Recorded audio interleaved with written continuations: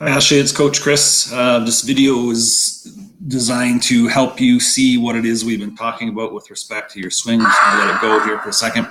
And we'll be analyzing this video and then send it to you along with some metrics to let you see what it is we've been talking about. There's some things with your swing that become quite obvious when we slow it down in a second here and break it down for you that I think are going to help you a great deal. So I'm going to pause it there and we will start from the beginning, and I'm going to show you what I'm talking about. Your issue seems to generate from the sequencing of your swing and then your hand path. So in other words, and I'll show you visually here in a second, the proper sequence once your heel plant happens is for your hips to start the swing, then your elbows come, then your hands come, then the barrel of the bat comes. What's happening in your case is your hands are coming through the zone too quickly. So two things. One, you're flying your front shoulder open, and B, you're dragging the bat through the zone. So to give you an indication, based on the metrics, your average rotational acceleration score is 3.7 and a good one is 8.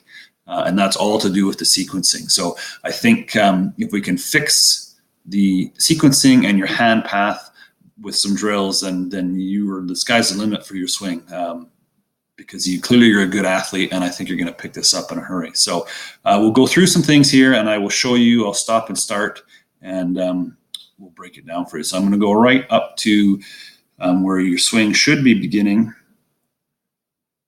There we go. We'll just tag that so you can forward to it at any point you want. Now at this point, what should happen is your hips should be starting the swing, and then your elbows, hands, and barrel of your bat will follow.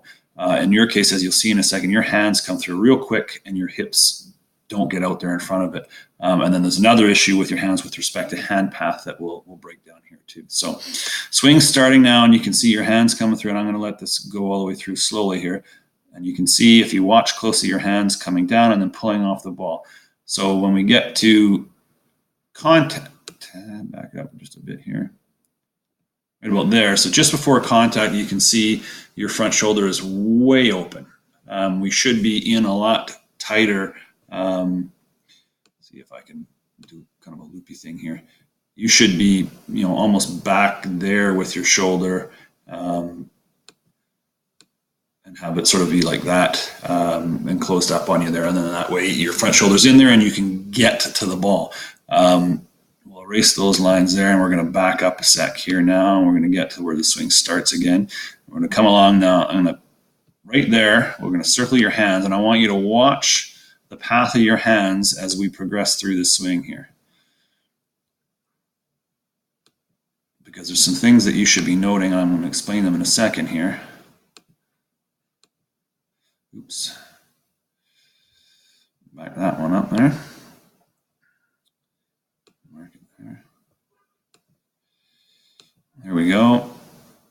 And basically what the story of this is, what you should be seeing is you should be seeing your hands going to the ball, and your hands are actually, and they're at contact there, your hands are going away from where the ball is. So and you can see what happens is when you get to contact, the part of your barrel that's contacting the ball is the very end of the bat.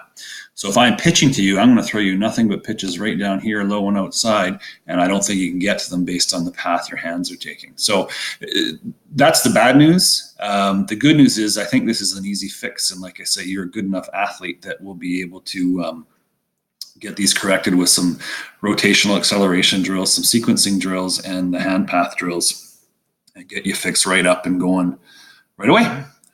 So I may send you another couple videos from some different angles. We'll get rid of all that stuff, and then I will send you the metrics, and we'll go from there. But this is a good starting point for us to work from, and take a look at this a few times. And if you have any questions, don't hesitate to ask.